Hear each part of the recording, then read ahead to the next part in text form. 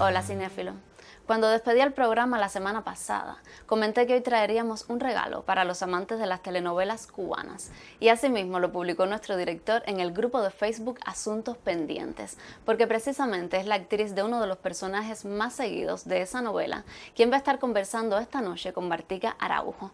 Sé que a muchos les interesará saber más sobre la vida y obra de esta joven que lleva el arte de la actuación en la sangre y enseguida sabrán por qué hago esta afirmación.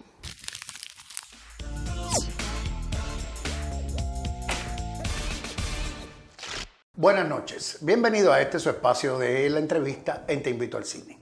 Hoy tenemos el tremendo placer, el honor y todas esas cosas que se suelen decir, pero esta vez yo las repito de manera muy sincera, de recibir a una de las grandes actrices de su generación en Cuba. Dios no mío. empiezas a sobrecogerte que ya... No, es que viniendo de ti, para mí es un, mira, me erizo en serio, no es... Ay, pues mira eso.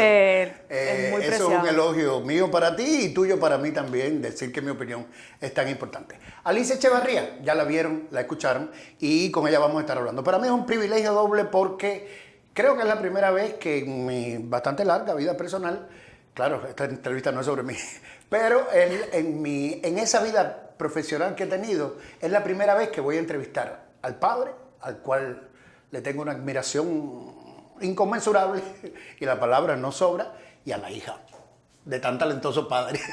Así que comencemos por ahí mismo si quieres, Alicia. Te lo deben haber preguntado una enorme cantidad de veces. Pero ¿cómo fue la niñez de la hija de Fernando Echevarría? Yo creo que ellos, los dos, fueron muy inteligentes en la manera de llevar nuestra infancia, de mantener siempre la imaginación activa. Papi nos leía todas las noches, todas las noches. Llegaba, se sentaba con un libro y nos leía. Pero tenía teatro, no podía leer todas las noches. Sí, llegaba, bueno, cada vez que empezaba, sí, cuando también. podía, claro. Porque a veces llegaba muy tarde del Escambray, cuando aquello nosotros vivíamos en Villa Clara. Me estás hablando de la época Villa Clara. Estamos empezando infancia. Sí, infancia. Pero siempre estaba presente. Él, incluso si no podía llegar esa noche, encontraba maneras de estar siempre ahí.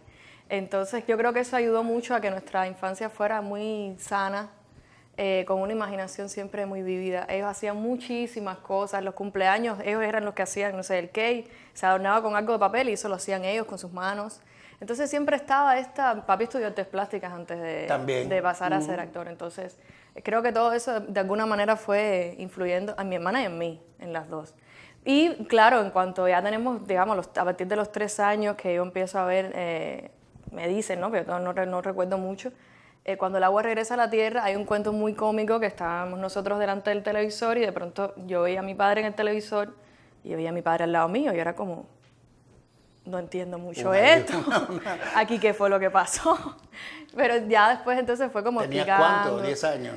No, cuando el agua regresa a la tierra tendría 3, 4, algo así. Pero es esos cuentos que te lo dicen y ya tú te tomas la nota, no te recuerdas realmente ese día, pero recuerdas que te lo han dicho muchísimas veces. Sí, que y eso después, pasaba. bueno, ya, eso sí, ya era parte de nuestro día a día. O sea, salir con mi papá a la feria del libro, por ejemplo, era una locura total. Se detenía cada 5 minutos. Porque no era, papi, vamos a ver esto, no, es termina, papi, de saludar, de las fotos, de hacer esto, y entonces es que podemos Y salir además con es él. de las personas, hay que decirlo también, porque no todos los actores y las actrices son así, hay que decirlo de paso. Fernando tiene una frase amable para todo el mundo, le Siempre. contesta a todo el mundo, se detiene con todo el mundo a conversar.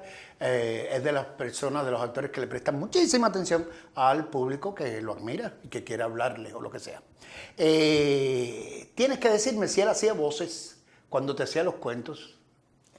¿Recuerdas ese detalle? Sí, creo que, pero también Claro, te la tienes voz que de mi remontar padre, allá. que es, ¿sabes? Esta voz grave, pero a la misma vez La mejor voz muy de actor en cálida.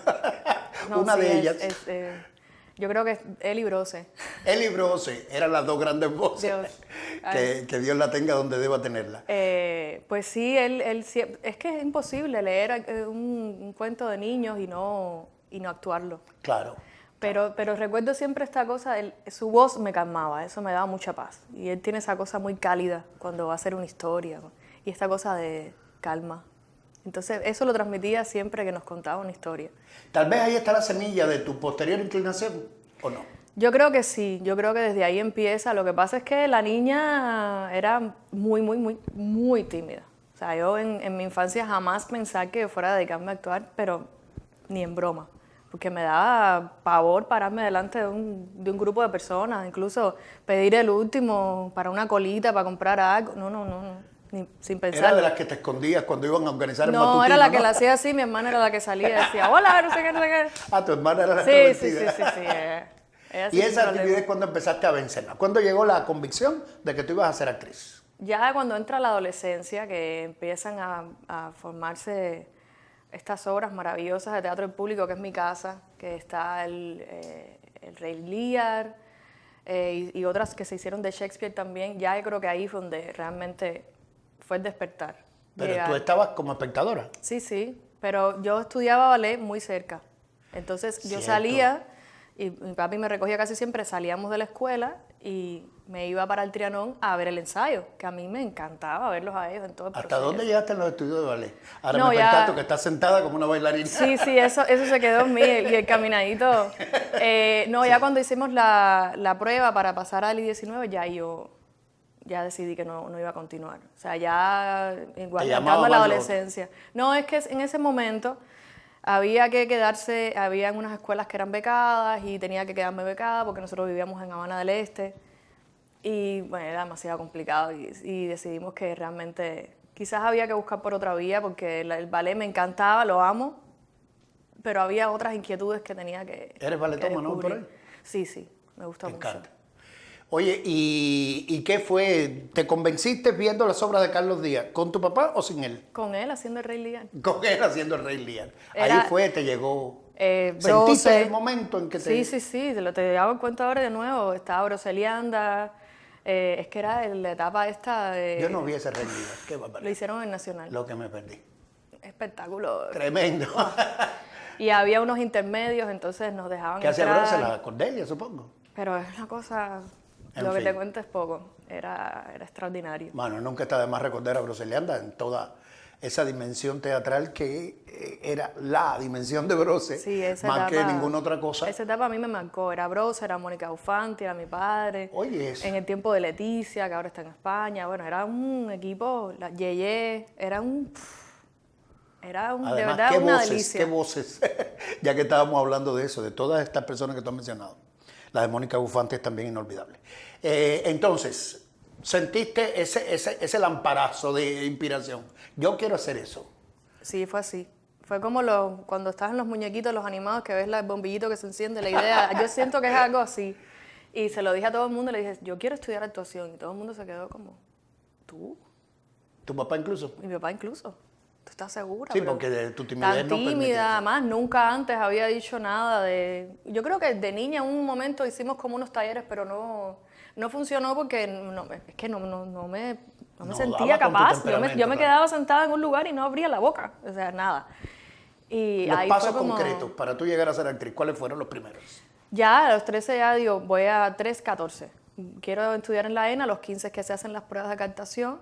Y mi padre me dijo, bueno, perfecto, aplica en la Escuela Nacional de Arte, tienes que pasar las pruebas de actitud y vas a hacerlo tú sola. O sea, yo voy a estar aquí, tú tienes todo mi apoyo, pero tienes que hacerlo tú. Y es una de las lecciones de vida. Duro para ti. No, yo creo que fue de las cosas que más le agradezco hoy por hoy. Hoy, Porque pero en ese permitió- momento no te pareció duro. No, porque yo entendía que era, No, y yo tú tenía que hacer conocías mi a tu padre, camino. claro. Además, tampoco quería que por alguna vía fueran a pensar que por él estar ahí, La entonces hija de estábamos papá, sí, presionando lo que de se alguna piensa. manera, porque realmente además nunca fue así. Entonces creo que esa es una de las cosas que más le agradezco todavía el día de hoy. De que tú hacerte tu propio Que me camino. permitiera hacer mi propio camino, porque él lo hizo. Mi abuela era modista, mi abuelo no tenía nada que ver con el arte tampoco, y lo él se estaban abrió ahí camino apoyando. solo. Exacto. ¿Y cómo fue? ¿Qué pasó después que fuiste a la ENA a hacer las pruebas? Bueno, te aprobaron. Me aprobaron, fueron 6 días. Tú sabes que hay muchos casos de gente que no han aprobado. 6 días intensísimos, de muchas emociones, en plena adolescencia, 15 años, que uno todavía no sabe bien lo que quiere hacer con la vida y de pronto tener que estar pasando por tantas emociones en días, en horas, que de pronto el que va contigo, que tú quieres, de pronto se queda y tú sigues. aprueban a ti. Y mi mamá, la pobre, de verdad que la considero, porque yo todos los días salía llorando y mi mamá me decía, pero te desaprobaron, ¿qué pasó? Y yo, no, que se aprobaron a la otra. Y yo, Era solidaridad. entonces ya de los últimos días, eso es buenísimo igual. Aramis estaba en las pruebas de captación, Aramis Delgado, Como jurado, claro. como jurado. Y sale Aramis igual, tú sabes que él es súper sensible igual y sale súper afectado. Y ahora el último día y habían dicho que sí, ¿quiénes quedaban todos?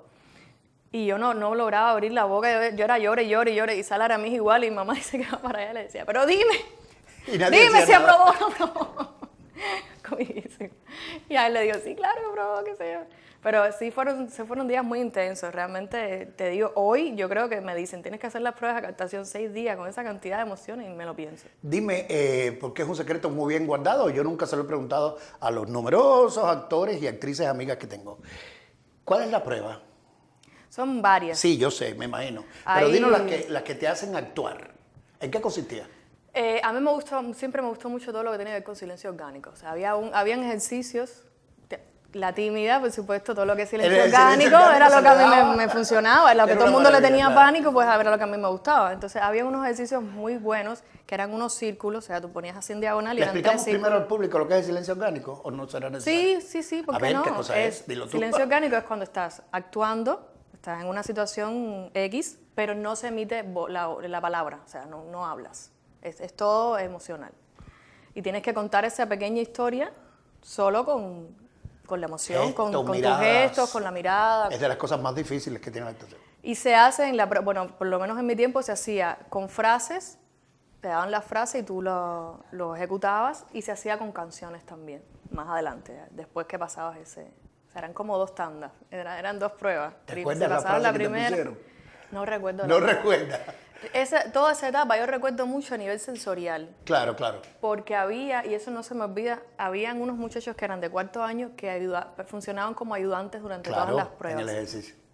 Y hay un muchacho, Marcel, que lo sabe porque cada vez que te veo te lo digo, que se para al final de la sala y se queda mirándome y conectamos de una manera tan fuerte que yo no veía nada más. Yo hacía mi ejercicio y yo estaba haciéndole el ejercicio a esa persona, que no la conocía de nada, nos conocimos después. Y eso me ayudó a mí a concentrarme de tal forma que yo pasé por todos esos ejercicios ese día. Yo no recuerdo, después de ese, te digo, no recuerdo cuál fue el que hicimos, pero en la parte emocional fue muy fuerte. Muy fuerte. Cuéntame de quiénes estaban en tu grupo. ¿Actores conocidos después? Que es que casi todos no están en Cuba ahora. Raúl Bravo, que Raúlito se ha hecho más ahora, creo que está más en audiovisuales. Leandro Cáceres, que se quedó más en el humor. Maciel Dueñas sí ha seguido su carrera y está ahora en la novela también, haciendo el personaje de Beatriz, pero además tiene su grupo de teatro para niños y adolescentes. Ese era como los demás, si se fueron quedando en teatro o están haciendo otras cosas después. ¿O están haciendo otras cosas que no tienen que ver con la actuación? Tú te graduaste. ¿Cuál fue tu ejercicio de graduación? Saltemos todos los 5 años de carrera. Yo ¿no? llegué en primer año y dije, yo me voy a graduar con Carlos Díaz y teatro público. ¿Ya? Y ellos me miraban todos como, ok. Llegué 4º año, le toco la puerta de Trianón y le digo, yo te dije que yo me iba a graduar contigo. Hola. Aquí estoy. ¿Qué papel me vas a dar? Y estaban montando, entonces estaba haciendo unas funciones de Fedra con teatro del público, y entonces yo empecé a prepararme para el personaje de Aricia, que era esta princesa que tienen secuestrada. Y el personaje que hacía el rey era Teseo, era mi señor padre, Fernando Chávez. Wow, desde el primer momento entonces. Y en las funciones, no se me olvida, en uno de los momentos, yo no sé decirte cuál de los dos estaba más nervioso, mi papá en vez de decir Aricia, que además lo decía de atrás con aquel Bozarrón. dice Alicia. Y yo temblaba así. Y decía, Dios mío, Te cambió el protégeme, nombre. Señor. Pero además una letra, imagínate tú, eres muy normal. Esas pruebas fueron bellísimas. Digo, todas esas funciones fueron muy, muy lindas. ¿Te Porque regañaba? No, papi realmente es muy, muy respetuoso. Él, en algún momento, si cree que estás por el camino equivocado, y eso es algo que también le agradezco mucho, nunca te dice no. O sea, entre nosotros la palabra no hagas esto no existe. Él encuentra siempre una vía para, vamos a probar por esta otra variante, o quizás te puede funcionar esta, no mejor o peor, sino vamos a experimentar. Y eso es algo que se agradece mucho cuando uno está en un proceso creativo, porque eso lo cambia todo.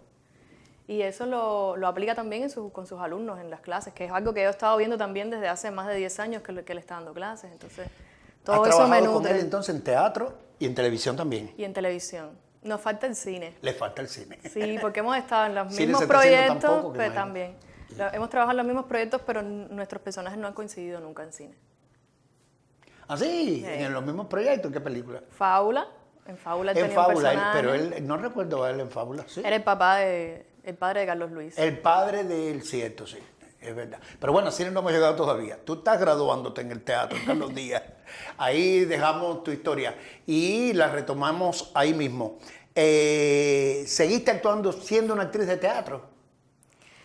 Los 2 primeros años sí. En el servicio social sí hice Sueño de una noche de verano, después empieza todo el montaje de Las amargas lágrimas de Petra Boncán, que fue cuando yo tenía, la primera vez que lo hicimos, la primera temporada yo tenía 18. Sí, ha llovido. Eso sí lo fui a ver yo. El día del estreno. Sí. Creo que estrenó Fernando, ¿no? Sí. El personaje. Sí. La primera era mi papá, era Lester Martínez haciendo sí. la Karin, Esa fue la función. Mónica hacía la abuela, espectacular también. ¿Y tú qué hacías? La niña, la hija. Complicado. Complicadísimo, porque era mi padre siendo mi madre y además tener que salir después de aquella escena gigantesca donde él estaba en la borrachera de me dejaste y no sé qué, entrar en plan, todo está lindo, todo está bien, era dificilísimo, tener que romper completo con toda esa energía que él ha creado en toda esa canción, con toda la emoción, con todo. Y ¿Cómo rompe. tú crees que verifica? Porque tú estuviste cerca, demasiado cerca, y es algo que el mismo Fernando nunca me explicó. Claro, son sus secretos más íntimos de profesional. ¿Cómo tú crees que puede ser tan prodigiosa la actuación de Fernando en Petra Boncán cuando es un actor que ni siquiera siguió el camino del afeminamiento? Era Fernando Echevarría todo el tiempo y tú le creías al mismo tiempo que era una mujer, Petra Boncán todo el tiempo. Ese milagro, esa partición, ¿cómo tú crees que él la logrará? Yo creo que lo hace precisamente porque se lanza, como decimos nosotros, con los tenis a la piscina completo, con todo. O sea, es todo o nada. Eso lo aplica para todo. Y creo que ese acercamiento de hacerlo desde el ser humano, no importa el género, Exactamente, es lo fue que yo realmente suponía. lo que hace brillante el resultado, que es lo que ustedes ven al final en la apuesta. Así porque mismo. te conectas con el conflicto, Con con la el ser emoción humano, del da ser lo humano. mismo si es hombre o mujer. Importa, no importa. No es de eso de lo que se está hablando. A todos Es decir, nos ha no de su pasado sexo. en el género que sea y en La diferentes partes de dependencia nuestras amorosa, vidas. Exacto. la tiranía del amor, todas esas cosas de las cuales hablaba Fassbinder. Bueno, estás en teatro. ¿Qué llegó a ti primero? Desde otros medios, ya audiovisuales. ¿El cine o la televisión? El cine. ¿Mediante? Ciudad en Rojo. Fue lo Ciudad en primero que Rojo. hice. Que es un fue proyecto que se hizo en Santiago. en Santiago, que también estaba mi padre, pero tampoco coincidían los personajes. Tampoco porque yo estaba coincidían. con el otro equipo. Y es algo que agradezco, voy a agradecer toda la vida, porque fue como ya enamorarme así completamente del cine, fue gracias a esa película. ¿Que fue tu primera? Fue la primera, es entrar así con el pie derecho y Y había con un grupo de actores muy lujo. jóvenes también. Y el equipo técnico también, espectacular. Estaba Derete, había un equipo estrella que se sentía muy fácil, era muy cómodo. ¿Qué te enamoró del cine? Todo, todo. El proceso creativo, el llegar y sentir toda esa adrenalina de las cámaras, el sonido, y ya vamos, acción, se rueda. Sentir esa energía que yo creo que solo se siente con el cine. Y que tienes que dar en unos minutos. Y que tienes que dar en nada, y entonces En tienes nada. que hacerlo de verdad, y porque es tu plano cerradito, ahí no hay invento. No hay- Ahí vienen los silencios orgánicos de nuevo a ti, y tú dices, ahora es cuando es. Ahora es cuando había que aprenderlo bien. Sí. Eso yo creo que me atrapó desde el primer momento porque me identifico mucho también con esa manera de hacer. Con esa manera de actuar. Tú sabes que estamos cumpliendo el tiempo de esta primera parte de la entrevista. Siempre supimos que tú ibas a dar para 2 rounds, dicho de la manera más coloquial posible. Así que te tenemos que citar para el viernes que viene y continuar, Alicia. Encantadísimo. Esperemos que quienes nos están viendo estén también pendientes de toda esta conversación tan amena que nos ha regalado Alicia Echevarría. En este programa comentamos con cierta asiduidad películas de horror. No tengo ningún prejuicio con ese género y nadie debiera tenerlo. Ha habido grandes películas que están catalogadas dentro de este género, que así se llama el género de horror o de terror, como se conoce más comúnmente.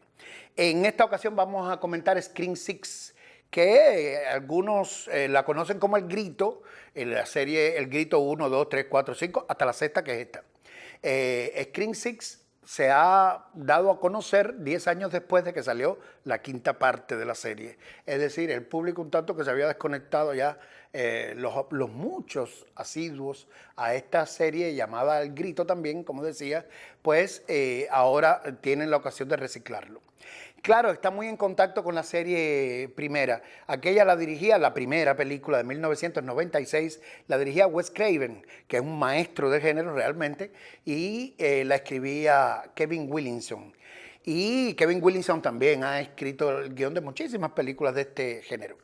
Ha escrito también el guión de esta sexta parte, en la cual simplemente se han retomado aquellos personajes. Es lo único que le debemos a Kevin Williamson, porque por lo demás hay situaciones bastante nuevas. Se trata más que de una película de horror, de una sátira sobre el cine de horror, al igual que las otras 5 partes que se hicieron antes. Y como parte de esa sátira se han tomado los lugares comunes de un género, de un subgénero más bien, llamado slasher. El género del slasher es, dentro del horror, aquel en el cual hay un asesino enmascarado, tiene todas esas especificidades, y además mata una serie de adolescentes o personas o personajes muy jóvenes, y además de eso los mata con arma blanca, sajando. Slash quiere decir sajar o cortar con arma blanca. Bueno, ya usted sabe más o menos de qué va la trama de esta película. Por supuesto que los personajes de esta sexta película son algunos de los que sobrevivieron a aquellas matanzas que describían las 5 películas anteriores, y ahora ellos permutaron a Nueva York para tratar de dejar atrás los fantasmas de aquel pequeño pueblo donde se ambientaban las 5 películas anteriores, y ahora están en Nueva York y hasta allí los persigue este asesino que se llama Ghostface, cara de fantasma, puesto que no, en general no se le ve la cara. La película es, decía al principio, y si no lo decía, lo estaba tratando de insinuar, es para amantes del horror y para los amantes del horror o para todas aquellas personas que no les duele demasiado la sátira sobre su género favorito. Hay amantes del melodrama que no resisten las comedias que se burlan de las exageraciones del melodrama. E igual hay admiradores del cine del horror que no resisten la burla sobre las convenciones y los lugares comunes de este género. Si usted está en ese grupo, no ve esta película, porque no son películas exactamente de cine de horror, sino, repito, sátiras sobre este género. En Scream 6 se retoman los personajes, como decía, de Kevin Williamson, y además de eso se le trata de dar un cierto aire nuevo a la trama. Al ambientarse en Nueva York, pues cambia, el entorno se vuelve más urbano y más, para el asesino se supone que es como más difícil escapar, ¿no? Y lograr hacer sus asesinatos en masa, que de eso va la cosa. Hay toda una discusión entre los teóricos, los críticos, de la cual yo no me gusta entrar en discusiones que son tan bizantinas respecto a si estas películas banalizan la violencia y de alguna manera familiarizan demasiado al espectador con hechos de sangre como, digamos, como para anestesiar su sensibilidad, y que por eso hay tantos hechos de violencia en Estados Unidos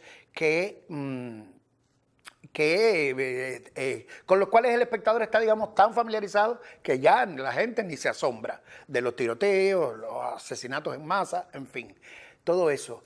Pero yo creo que es de una frivolidad enorme, dígalo quien lo diga, culpar al cine por asuntos que tienen causas sociales mucho más profundas, sociales, políticas, psicológicas y religiosas a veces incluso. Entonces aquí está Scream Six, una película hecha para reírnos con los litros y litros de sangre que emanan en la película y con los alaridos que cada vez son más estentorios. En fin, para gustos se hicieron colores, y aquí está para este pequeño grupo de espectadores, o no sé si es tan pequeño, habría que hacer un estudio de mercado, esta película que eso sí está destinada a gustos un tanto peculiares. Llegó el momento de la despedida, pero a nuestra invitada Alicia Chavarría no le decimos adiós, sino hasta pronto, porque regresará la próxima semana para seguir deleitándonos con sus anécdotas. También volverá nuestro crítico de plantilla Joel del Río, con otro de sus agudos y entretenidos comentarios sobre una película de estreno. Razones más que suficientes para que regreses con nosotros la próxima semana y nos sintonices después del noticiero siempre por esta, la señal del canal educativo. Así me das la oportunidad de decirte una vez más, te invito al cine.